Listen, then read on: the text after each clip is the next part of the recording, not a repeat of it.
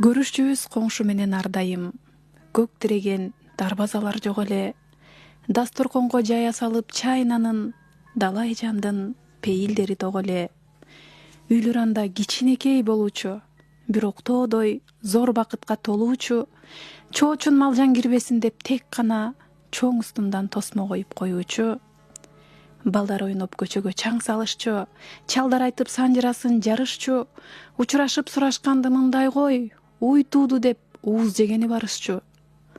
Ал кез эле эч нерсеге тең эгиз, бакан менен суу көтөрүп жеңебиз, биз барчубуз коңшуларга нан сурап, биз салган соң кайрап келип беребиз. Десек дароо туз нанынан бөлүшчү, өгөйлөбөй өз баладай көрүшчү, конок келсе жийиркенбей баарылап, колдонушчу, казан аяк чөмүштү. Сесчү эмеспиз көр дүйнөнүн кирдигин, сыйлап турчу улуу кичүү бири-бирин, жан талашып жанын сабап жашабай жай баракат өткөрүшчү тирлигин. Азыр алар хан сарайды салышкан, чычкан өтпөс кылып баарын жабышкан, бир көчөдө маңдай тескей турса да бири-бирине учурашпай калышкан. Ар ким кайнап өз-өзүнчө казанда, адам издеп ачуубузду чачаарга, келжелеңдеп бири-бирин шылдыңдап керек болсо мамиле да жасалма.